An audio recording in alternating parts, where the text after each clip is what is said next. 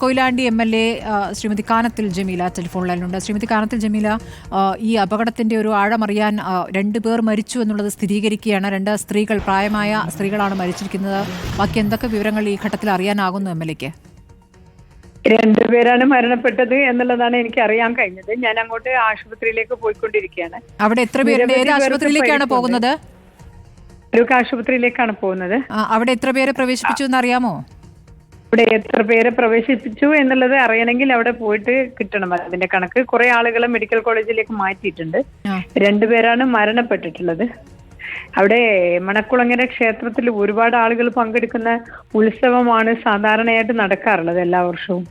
അതേപോലെ തന്നെയാണ് അവിടെ ഒരുപാട് ആളുകൾ ഉണ്ടായിരുന്നു. ചെതറി ഓടിയിട്ടുള്ള ആളുകൾക്കാണ് ഇപ്പൊ പരിക്കേറ്റിട്ടുള്ളത്.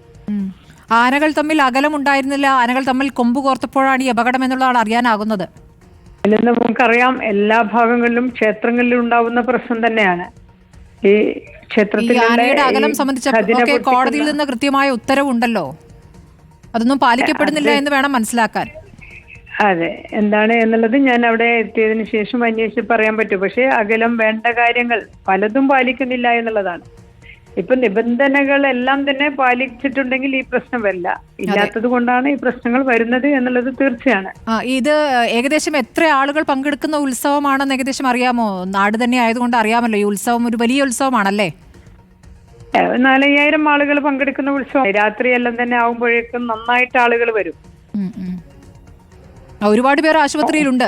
ആശുപത്രിയിലുള്ളവരുടെ എണ്ണം കൃത്യമായിട്ട് അറിയാമോ? 10-20ഓളം പേർക്ക് പറ്റിയിട്ട് ഒരു മണിക്കൂർ മുമ്പ് 10-20ഓളം പേർക്ക് പരിക്കുണ്ട് എന്നുള്ളതാണ് എനിക്ക് അറിയാൻ കഴിഞ്ഞത്. അവിടെ എത്തിയിട്ടുണ്ടെങ്കിൽ മാത്രമേ ബാക്കിയുള്ള വിവരങ്ങൾ.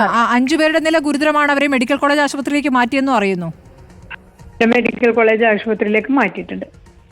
വളരെ നന്ദി ശ്രീമതി കാനത്തിൽ ജമീല പ്രതികരിച്ചതിന്. MLA ഇപ്പോൾ ആശുപത്രിയിലേക്ക് പോകുന്നേയുള്ളൂ.